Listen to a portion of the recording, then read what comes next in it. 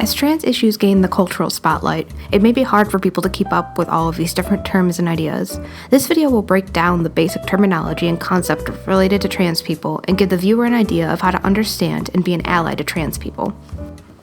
First, we're going to break down the differences between several concepts in order to understand how all of these concepts, while intermingled, are different. First is sex. Biological sex refers to the physical characteristics such as genitals, secondary characteristics such as breasts and Adam's apples, and chromosomes XX and XY. Second is gender identity.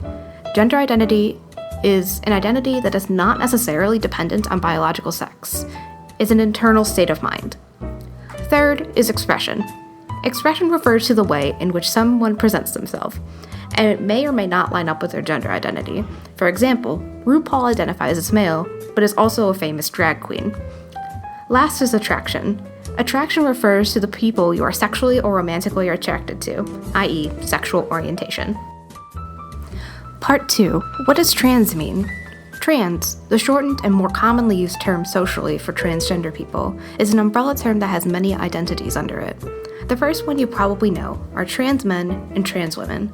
A trans man is someone who was assigned female at birth, who identifies as male, and a trans woman is someone who is assigned male at birth, who identifies as female. Next, we have non-binary. Non-binary literally refers to a person's gender being outside of the male-female binary. This term is also used as an umbrella term for other trans identities, but it can also be used as its own identifier. Additionally, genderqueer works in the same sort of way.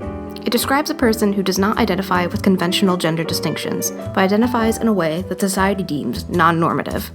Next, we have bigender, which describes a person who identifies as two genders, and we have agender, which describes a person who does not identify as having a gender. Then we have gender fluid, which describes a person whose gender identity changes with time between genders.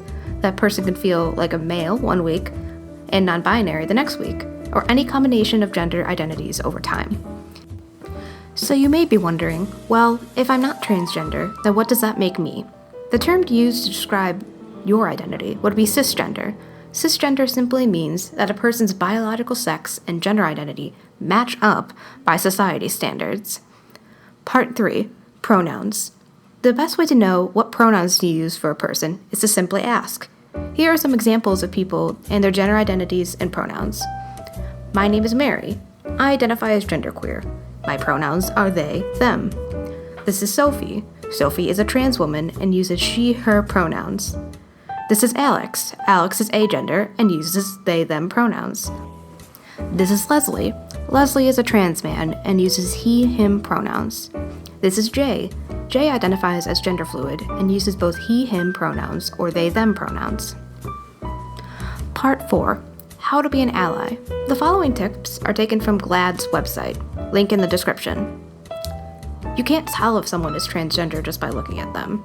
Trans people don't look a certain way and may not appear, quote-unquote, visibly trans in a way that you may have been taught to presume.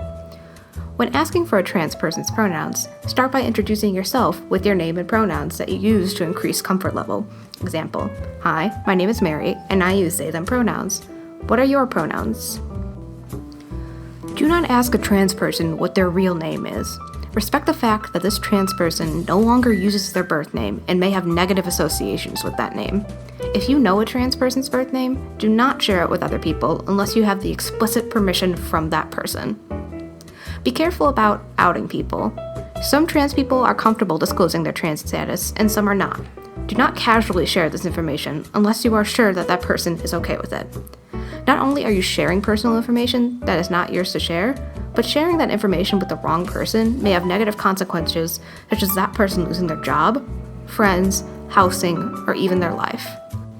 This video just covers the surface of trans terms and issues. I've included some links in the description if you want to learn more. Thanks for watching!